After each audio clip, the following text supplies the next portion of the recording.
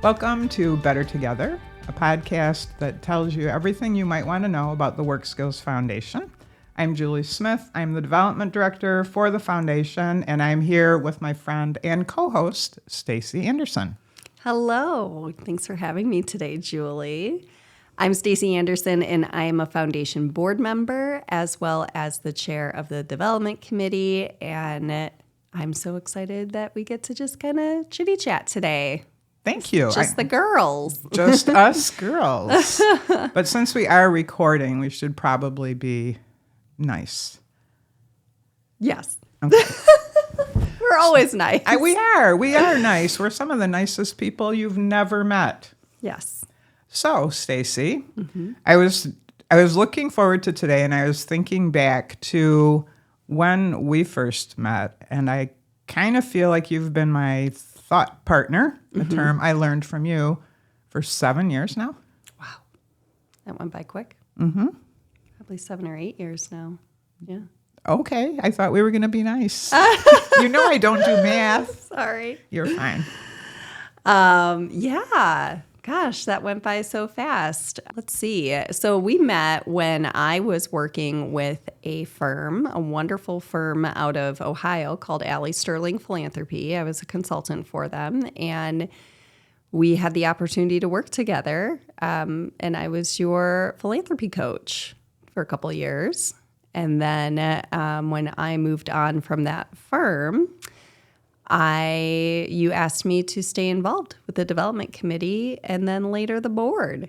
So it's been this really great opportunity. Thank you. Seriously, I'm so grateful that we met. And yes, you were my coach, and you never benched me. Is that a sports analogy? I don't do sports. I don't do math. Yeah, this is me being nice. But we appreciate your support. I was so excited when I asked you to join the board and you said yes. Because we've talked about that, right? We were on the phone. It was just an idea in my head. And as often happens, it came out of my mouth. It was your birthday. I remember that. Was it? It was your birthday, and I was super pregnant with my daughter, Mary. And I was going through this transition in my life to be a mother of two. You just had said, would you ever consider joining the board? Consider it a birthday present. And I was like, absolutely. That's an honor. I'm really honored to have been asked to do that. And so I'm so happy that you took that leap and asked me, because now it's been almost 2 years that I've been on the board, and I feel like we've done a lot of really great things together. We have. Thank you. Yeah, I love partnering with you. I think it's interesting because right now it is January of 2025. I don't know when people are watching or listening. So 2025 is important for the foundation, and I will tell you why. Because the foundation is 20 years young this year. Wow. That's incredible. Isn't that something? That is great. So let's talk a little bit about what that means. I know when I turned 20, it was not this really significant thing, I feel like. But when the foundation turns 20, you've done a lot of good in 20 years. We really have. And everything we do is to support Work Skills Corporation. There's a corporation, there's the foundation. We've always had separate tax ID numbers. But the foundation exists to bring in funds that support the work of the corporation, support the participants in all the different programs. I think we have 8 divisions now. That's why we're here, right? Because we want to change lives, and we're all about meeting unmet needs in the community. And the corporation is 51 years now. That's right.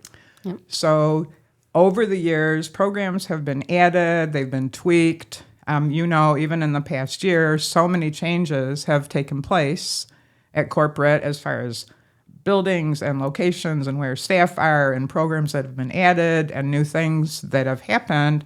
And the foundation is what has made a lot of that possible. The way that I think about the foundation, like you said, I've been involved now for 8 years. And at first, I wasn't quite sure what the foundation did, but I knew it did good stuff. And as I have become more familiar, the way I think about the foundation is we enhance the work of the corporation. So if there is a unmet need or a shift or an opportunity, we allow that flexibility and nimbleness to be a reality, just to make sure that we're able to serve these individuals in the very best way possible. Because I feel like every participant that comes into Work Skills has a completely different set of needs. And sometimes those needs don't fit into the prescribed box as well as another participant may have. The foundation provides, again, that nimbleness and that flexibility to allow that participant to have their needs met in a way that works for them. And, you mentioned that we've been podcasting now for over a year, which is incredible. I feel like it was just yesterday that we started. But I think of all of the people that we've met that have either worked for Work Skills or currently work at Work Skills or work and volunteer with Work Skills through the community. And you hear these stories of people who just need a little enhancement to make their life sustainable and strong and confident. And I feel like that's where the foundation really shines, is we're able to hear those stories, see the need, and thanks to the community and the supporters in the community, we're able to provide that opportunity or that platform for that individual to shine in a way that works for them. You're exactly right. And so it's interesting. I guess we're both nostalgic now that we've got a year of these under our belt. But I was thinking about all the podcasts we've done. And as you said, I'm not allowed to have favorites, but it was very enlightening to hear from one of our community partners. Yeah. Legacy Center, right? I love that one. I've been at Work Skills for a minute, right? It'll be 12 years, I think, pretty quick here. And I talk about Work Skills all the time. I mean, anyone who has met me and even people who haven't understand that when they ask what I do, I drag them in, come for a tour, meet our people, and they always leave with their eyes open. But to hear from members of the community, participants in the program, some of my colleagues on staff, to hear that they get it too has just been really good for me, right? It reinforces how I feel about things. And I love that we've had people on the podcast sharing their stories from whatever angle to help the community know that this is a pretty cool organization. Well, yeah, and honestly, the stories make our job easy. Yeah. Because we get to simply give these people who have done enormous growth leaps and bounds and heavy lifting in their lives an opportunity to just talk about it. And for us, it's such a gift. I'm just speaking for myself here. It's such a gift to hear that because it really makes you think of what is possible in this world. And what's cool about Work Skills is it seems like the consistent fact that I hear, the consistent thread that I hear through all these stories is we were told no. Nothing's ever going to happen. We'll never work. We'll never be on our own. He or she will never be independent. We're always going to have to find, an option for our child, whatever it may be. And it's been proven wrong time after time after time. And so I always say, especially as a consultant, I love to be proven wrong. Prove me wrong. Please prove me wrong. But secondly, I love when somebody proves the naysayers wrong. Right. And I think that that's so powerful. I think of Heather and her story she was one of our first I think she was the first. She She- and her she mom was were the our first. first guests. Yes. Her mom being told that she didn't need to keep her after having her. I can't imagine, number one. Thank you, 1980s, for that really direct communication. Right. But also that she'll never amount to anything. And this woman, she has her own apartment that she is furnishing. She's redoing parts of it. And my favorite Heather story is at the golf outing this year. We did a paddle raise where individuals who attended were able to, raise their paddle to make a donation. And Heather raised her paddle for $100 donation. And that was more than a lot of what other people had done. And she gives back. So this woman has just proven time after time that, yeah, I am a member of this community. I'm productive. And also, I give back. I understand what's going on. I just might see it through a different set of eyes. Well, and that would be Heather at the golf outing who golfed at the golf outing. Right. Right before we did the whole paddle race thing. I couldn't agree more. And I was thinking about in the 8 years that we've been together. Sorry, I thought it was only 7. No, it was 8 because it was before I had my son, and he's turning 7 this year. Okay. Right? Sorry. You're fine. Shout out to Tommy. Hey, Tommy. Okay, you got both your kids on here now. Tommy and Mary. Should we talk about Luna? Oh, gosh. She's my furry child. My furry problem. Anyway, I know through the years you have spent time at Work Skills with me, right? That's my favorite. It's Right. my favorite time.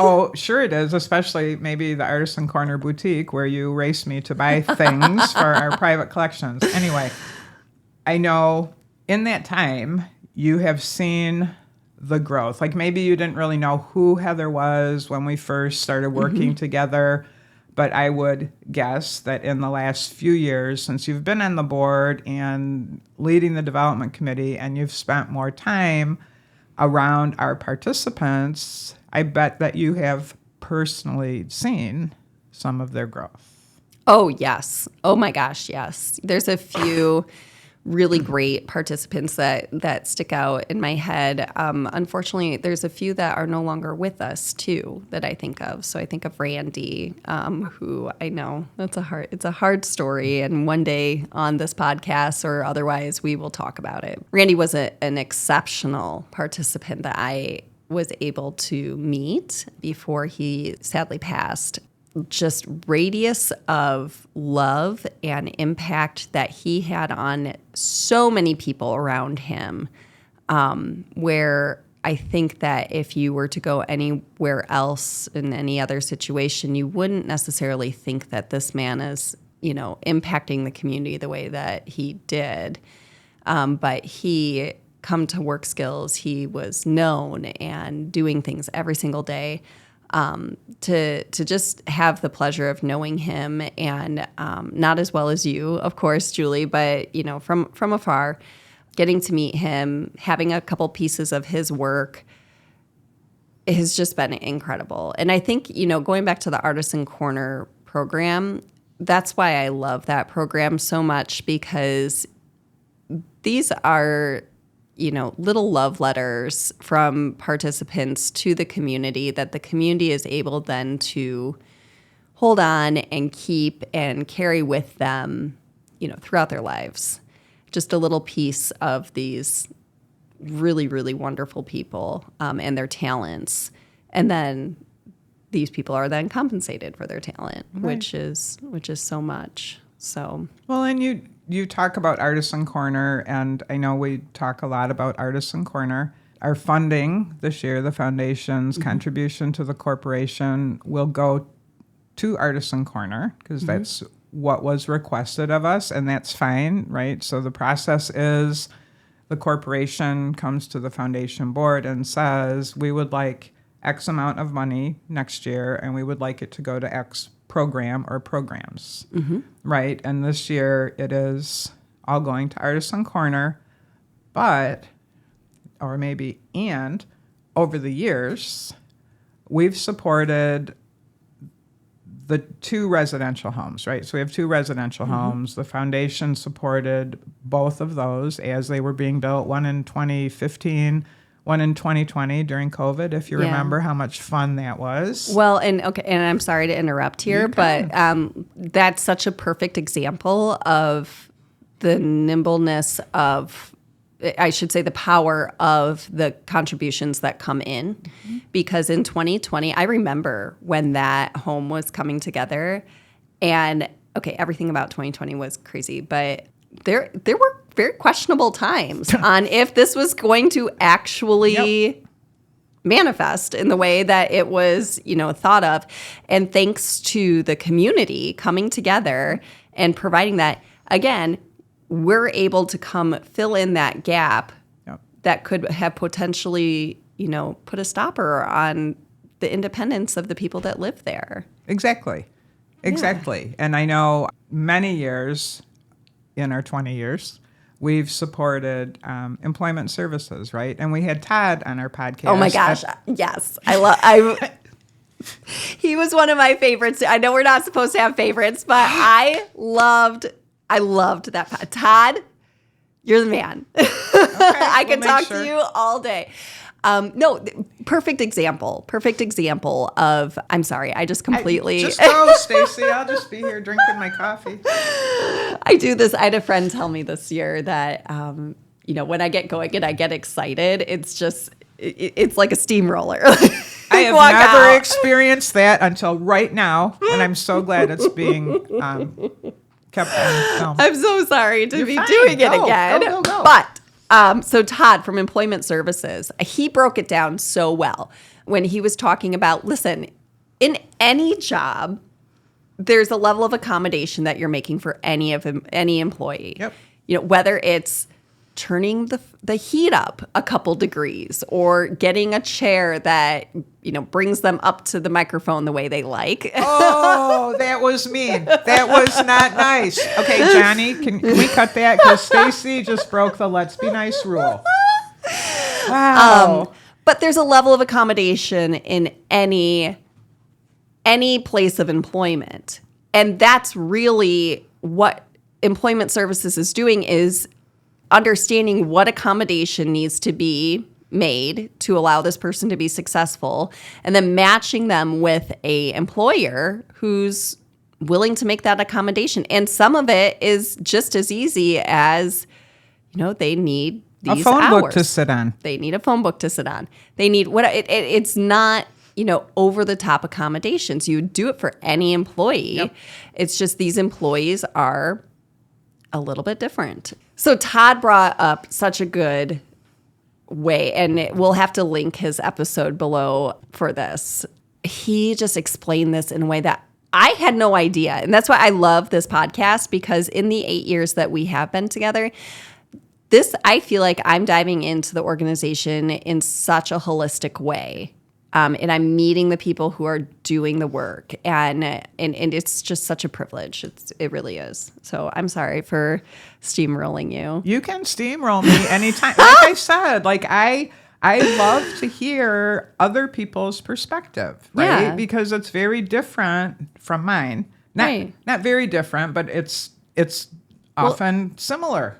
This is your everyday. Oh, that's what I'm trying to say. This is your everyday. Yep. And, one of the reasons why we started this podcast was because we kept asking questions of, well, what does this mean? Well, what does this do? And this has just been such a great opportunity to have it brought to light for people who this isn't their everyday. Right. And when you, as a development committee member, as a board member, have questions about, well, exactly what is this, right? Mm-hmm. So you just hit the nail on the head. That's exactly why we're doing it. I'm really looking forward to where we go from here, right? Mm-hmm. Like, it's just, thank you, Wayne Media. Yes. For allowing us to host this, because the people at Wayne, including Rob Johnson, can I just shout him out? I just did. So, president of the board. Starting this year. If elected. Yeah. Mm-hmm. I'm putting my vote in. It's been wonderful, right? Because I feel like people are learning about who we are. Like I said, Work Skills has been in the community for over 50 years. And there are still people who've been here that long who have no idea who we are, what we do. So thank you to anyone who's watching or listening for caring. Like, thanks for wanting to know. Well, so let's talk a little bit about the people who care and, what we're going to be doing in 2025 and to celebrate this 20 years, how they can go out and make a difference. And, spoiler alert, it's not always giving a gift of investment, of financial investment, although that is incredibly helpful to the work that we do. Because we went from, with the foundation, we went from giving, raising tens of thousands of dollars to, I believe, the past couple of years, hundreds of thousands of dollars. True story. And that's because of the commitment and the ongoing, love that this community has for the work that's being done at Work Skills. And it's only growing. Yep. And so, now more than ever, I know that is such a overtasked word or phrase at times, but now more than ever, we get to really open her up and see what we can do. And that's going to be exciting. But looking at 2025, you mentioned that Artisan Corner is certainly in our crosshairs as being our funding project. But Artisan Corner is going through a huge growth. Oh my gosh. On its own. Yes. I know that you saw our last episode when we had Michelle, the creative director, and Tiana, one of our key volunteers, talk about Artisan Corner. And people want to be involved. So understand, as with pretty much all of our Work Skills programs, it's not like everybody comes and does their thing, whether it's in production or home care or whatever, or art, not whatever, from 8 to 5 every day, right? So everybody has an individualized plan, right? Based on their needs, the skills that they need to improve, their availability, just based on what they enjoy doing, what they want to do, what they need to do to get them to their goals, right? So when we talk about Artisan Corner and the number of participants, I think it was, we did the math with Tiana and Michelle, was it 40 last year, 45? I don't know. You guys the holiday fog is. Yeah. It's real. But I know that it's January. Michelle has new people, and she also has 5 people who want to add a day, right? So you think about it. You've seen the art room. It's pretty big. We moved in a year ago Halloween, and we've already outgrown it, right? Because there needs to be ample space for the creativity, right? If someone's uses a walker or is in a wheelchair or likes to spread out, right? Like we need to accommodate that. So yeah, we can't really keep up with the growth. I'm not sure. I mean, we will. Of course we will. But I know one of the things that would make it easier for Michelle and a better experience for the artisans is if we had more volunteers. Yeah. So Michelle is one person. Jenny is in there helping most of the time, but Jenny also does a lot of the administrative duties related to Artisan Corner, like the ordering of products and the pricing and the putting things on Etsy. So when Michelle has a volunteer, people get more done. You don't have to be an artist. We have some who are, and it's quite a gift. But a lot of our artisans need one-on-one time. They need somebody right there with them as they're doing their artwork. And somebody might be there for a couple hours, but that somebody might do their best work if there's a volunteer right there with them for the 2 hours. It goes back to what we were talking about from the beginning.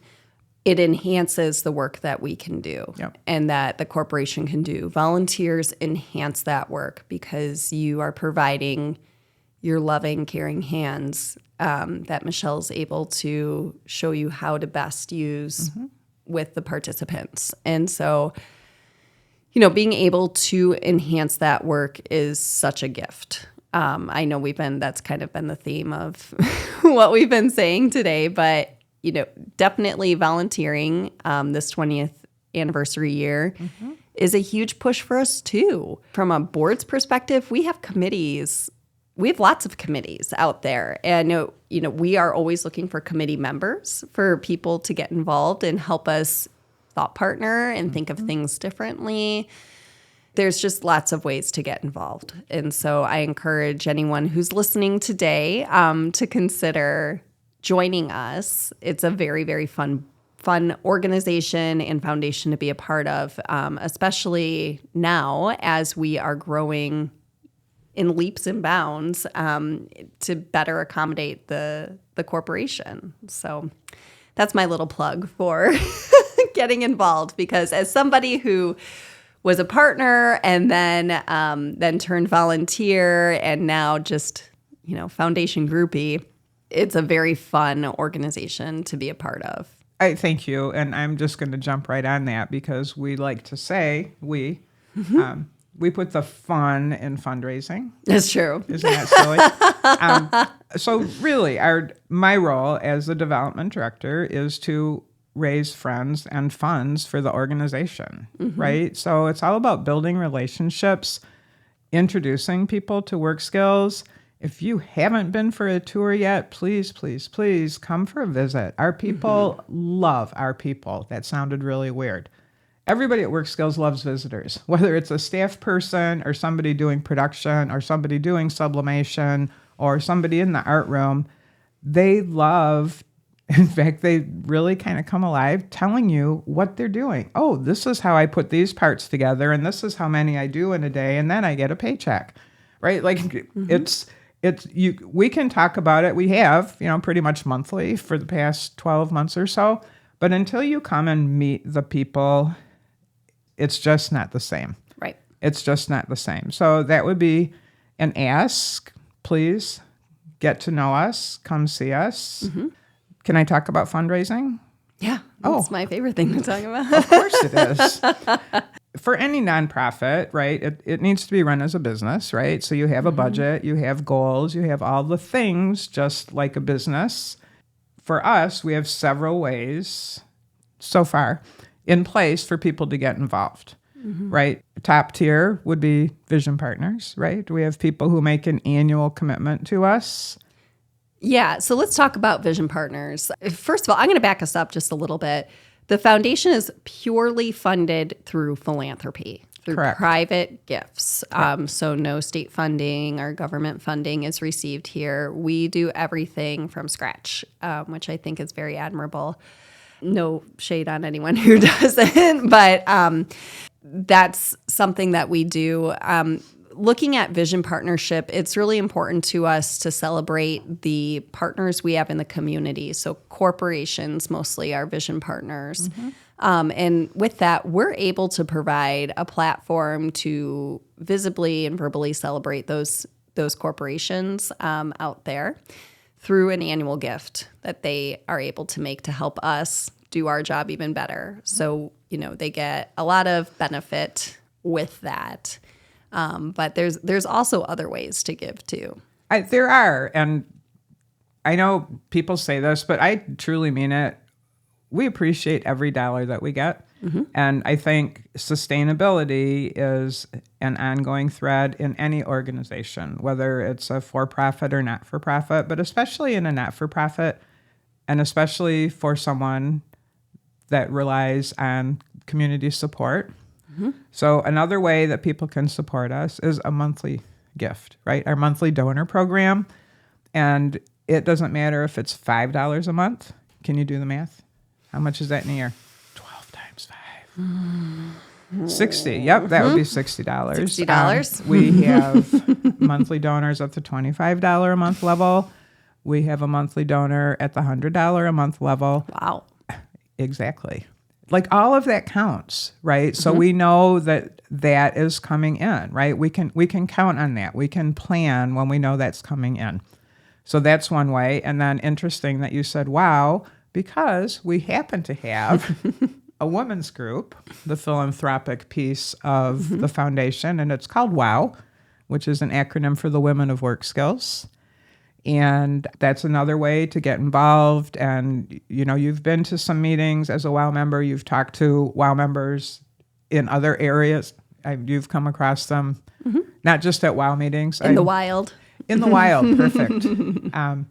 And it's a really nice way to get to know other women who are like-minded and want to support the foundation. And it's a little more fun, I suppose. And we're looking at changing things up in 2025. So there's that. And then, of course, the aforementioned golf outing. Yes. So in 2025, depending on when you listen to this, our golf outing either was or is on Monday, May 19th. Okay. We will be at Oak Point, and this is our 17th year, maybe.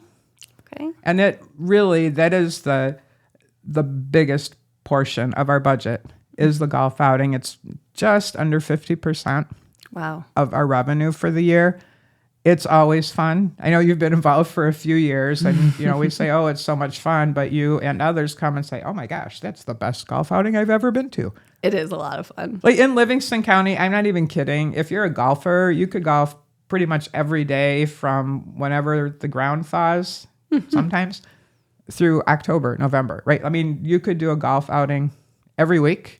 And there are people who say, you know what, yours is our favorite. Like we do a lot of them, but yours is always our favorite. Not to brag, but it has nothing to do with me. It's because the people there are just fun. We have a great time for sure. For sure. Yeah. It's going to be a great year this year. It is. And we're excited to invite all of you to join us as we celebrate the 20th anniversary of the foundation. We're going to have to do something fun. I think we've got a few things up our sleeve. Okay. I want to thank you, Stacey. And I love that you mentioned the love letter to the community. Wasn't that a Tiana thing? I don't remember. I feel like it came from there. So I like that. So just to give an FYI, this is a January podcast. The last one was in December, and we've got a whole lot of holiday fog happening in between there. Obviously. I thank you for mentioning it so you don't think that we're just ding-dongs. Maybe we are. No. No, It's we're just not those ding-dongs. details. I can't remember exactly who said what.